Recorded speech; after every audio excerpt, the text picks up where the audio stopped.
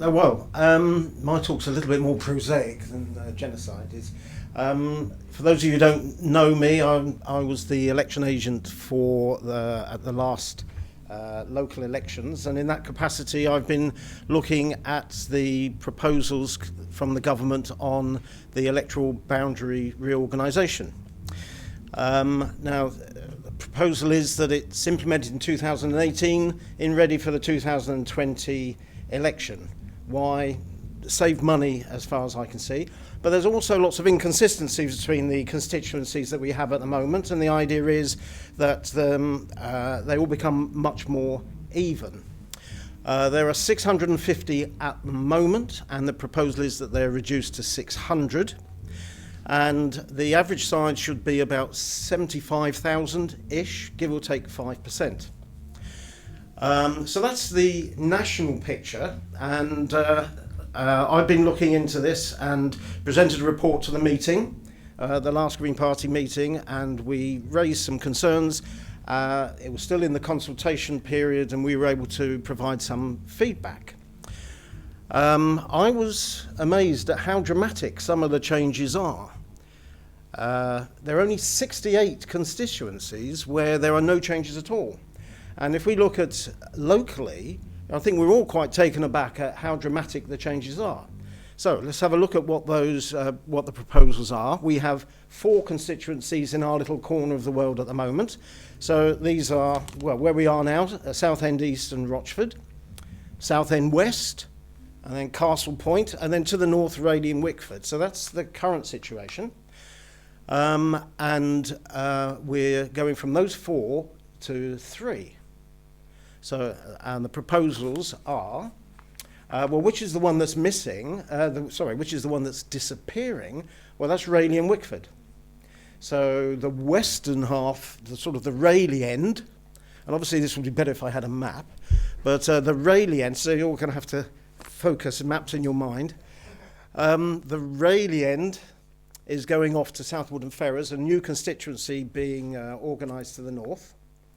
The eastern half, the Rochford end, that's actually being joined in with Southend East.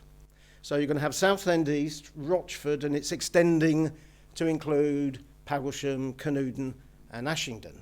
That's where the new boundary is. Okay, so Raleigh and Wickford's written off the map. So that's Southend East. Southend West is starting in Westcliff as it is now, so that's no change. But Southend West is being extended to the west to include Hadley. That obviously has a knock-on effect to Castle Point, which is in its turn being extended to its west to include Pitsea. Okay, so that's the proposal. Now, so we had some concerns about this. In the Boundary Commission report, it says that all the proposals are based on district council boundaries and will respect local communities. Well, that's clearly not happened, certainly in our area, neck of the woods, because it seems completely arbitrary. They've completely disregarded all local communities. I mean, nobody really thinks of Pitsea as being part of Castle Point. It's part of Basildon. Hadley, on the other hand, well, that's where the castle is, for heaven's sake. So taking Hadley out of Castle Point and putting it in Southend West is taking the castle out of Castle Point. And in the north, the new boundary between the 2 new constituencies is running right down the high street of Ashington. So a small community like Ashington is being split into 2. Again, that doesn't make sense. So these were the issues that we discussed, and a number of alternatives were again discussed, and so we came up with a good set of alternative proposals. And that is to give Pitsea back to Basildon, possibly splitting between the 2 Basildon constituencies. And instead of extending Castle Point to the west, extend Castle Point to the east. So put Hadley back in Castle Point where it belongs. And if it needs to extend it into Lee, possibly Chalkwell if the numbers determine that. So then you have a rump of Southend West left, which can be combined with Southend East to create a single borough of Southend constituency. That then allows Rayleigh and Rochford to combine to form one constituency in the north, possibly to include Shoebury-Ness if the numbers determine that. So that is the proposal that we fed back in constituency. The consultation, that's just finished, the consultation period. We'll wait in the new year to see if we get any feedback from that. Okay, brilliant. Thank you very much indeed. Right, now, just to clarify, it's the local Green Party that has done a response to the public consultation? That's right, yes. Yeah. You've done that yes, on our behalf? I have. I even labelled it, you were allowed to label it official response by the Green Party. Brilliant. Yes. Fantastic. Really, really good. Questions for Malcolm? John. Whenabouts did you say these borough changes come in? The changes come into effect? Because we've got a good chance next year, March, April, May, we could have a general election. There's more than a 50% chance. Yep. By May of next year, yep, we will be having another election. Yep. Will these changes be in effect by then? 2018 is the plan. And of course, the political calculation, I mean, this is not a political act, the reorganisation. This is, well, the initial decision was a political act of, you know, let's save money by getting rid of 50 MPs. That's a political act. But the actual drawing of the new boundaries is non-political. But the calculation of whether to go for an early general election obviously has huge implications, because I think some people have sort of worked out that this overall change benefits the Conservative Party to about 25 MPs. We have an election in 2018.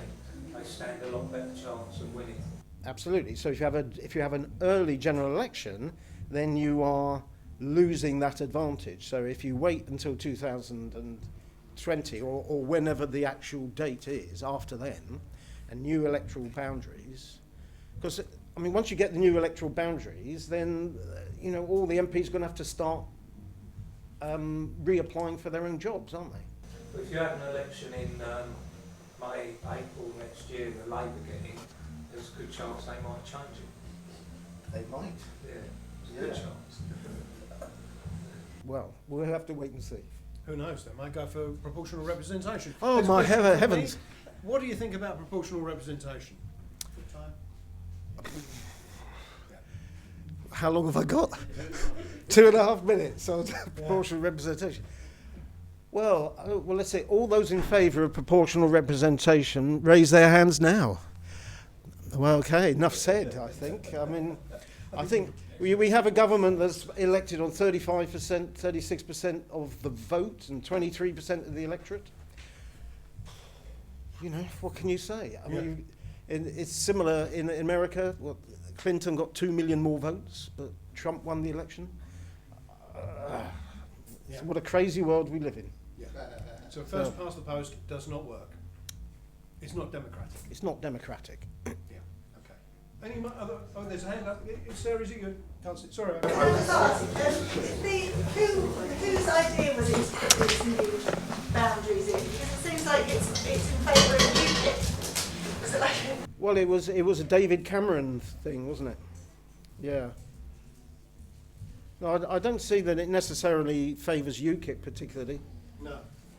Because I mean, they in that regard they're the same as us. I mean, they had 4 times as many votes as the Green Party and got the same number of MPs. So By putting Castle Point, what would be like Pitsea with Karmy, you're taking the 2 most UKIP areas, and I presume Wickford would be part of that as well. I don't know. Wickford is in with Basildon and Billericay at the moment. Right. Because that would give them a seat. Well, it might do, but then there's probably another area somewhere else in the country where it works to their disadvantage. I mean, I think UKIP are in favour of proportional representation in the same way that we are, for the same reasons, I think. So, I don't think this is a UKIP inspired manoeuvre. They do it every 5 or 10 years sometimes. It's a regular thing they do. I can remember them doing it when I was a kid. Yeah, I mean, they've had boundary reorganisations regularly just to update, but actually the difference this time is they've reduced the number of MPs from 650 to 600. And previously they've just sort of manoeuvred things around between the 650. Just to make things fairer. The disappearing and reappearing rumbling. Yeah. Yeah. Okay. Okay. Well, thank you very much indeed, Malcolm. That's brilliant.